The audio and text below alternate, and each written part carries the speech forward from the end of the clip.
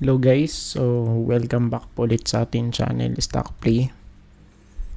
At muli po tayong mag-update, no?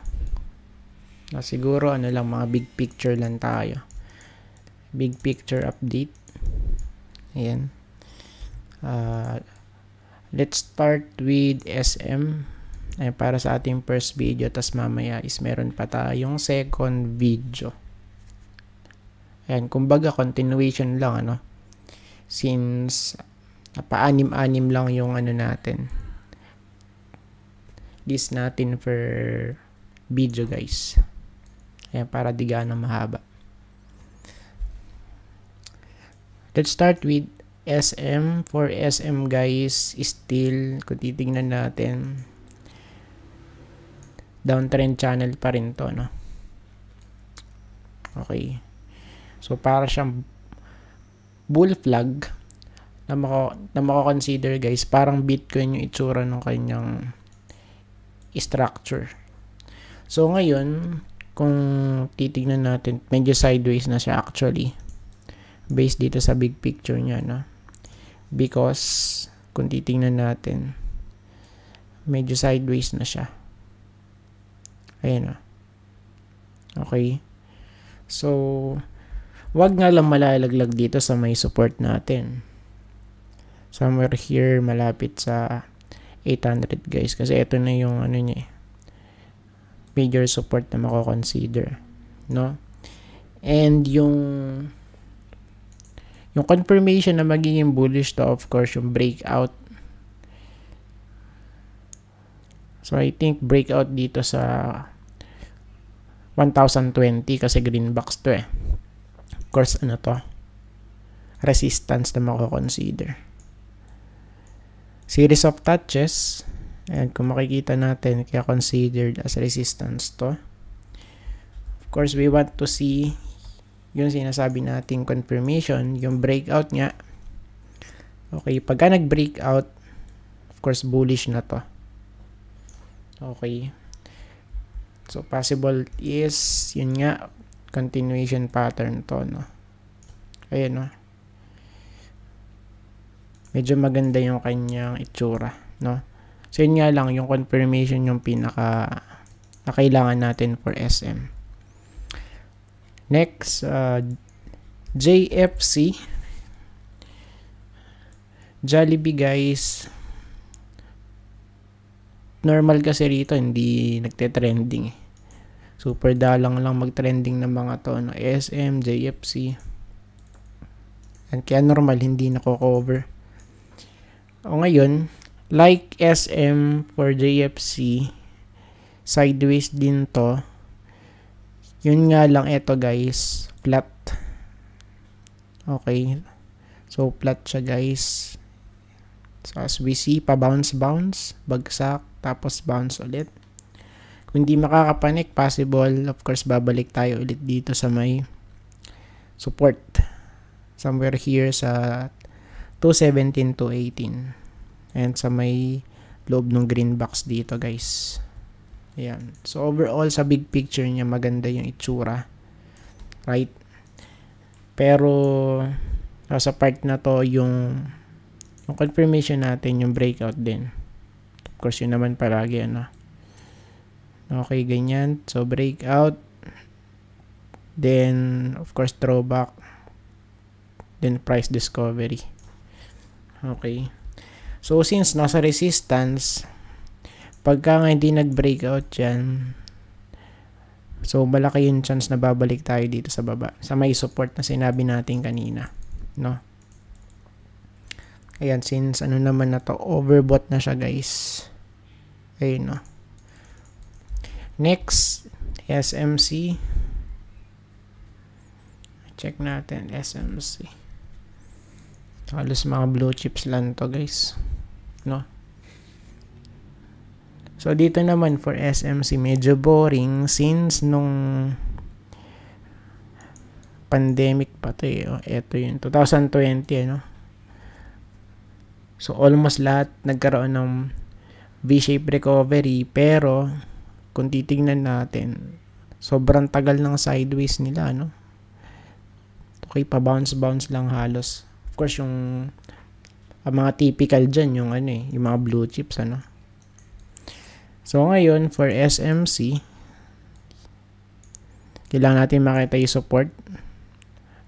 So, dito yon sa 93 sa loob ng green box, no? So, for now, yan ang nakikita natin na support for this one.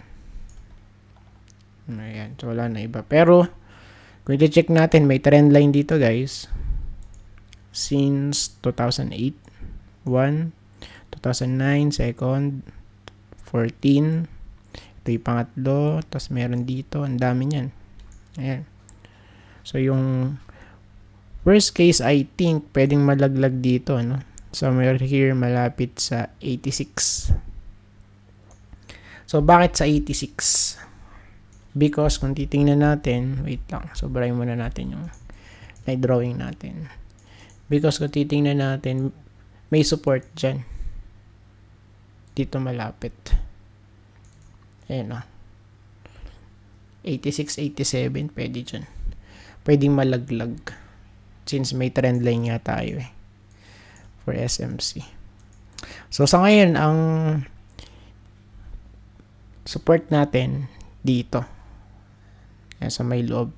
94, 93. No? Basta nasa loob ng green box, guys. Next, RRHI. Check natin.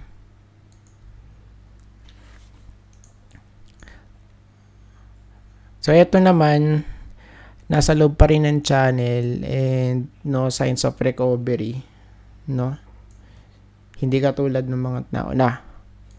So, ngayon, hanggat wala tayong breakout na nakikita rito, I think baka sa 2025 pa to, no? Mag-breakout. Kung ganito yung pinapakita niya. Medyo mabagal actually. Okay, tas yung trend is pababa. Since nung peak niya noong 2017, it means ayan, no? So, pababa yung kanyang setup. Right? Ayan, no? Boom. Okay? So, kung ganito yung magiging itsura niyan, of course, ano muna dito? Stay away muna, no? Ayan, because tulog ang pera at pwede pang, kumbaga, maipit since hindi pa stable yung price, So, pwede pa itong malaglag, no? And right now, still ranging to. Ayan, pa-bounce lang siya.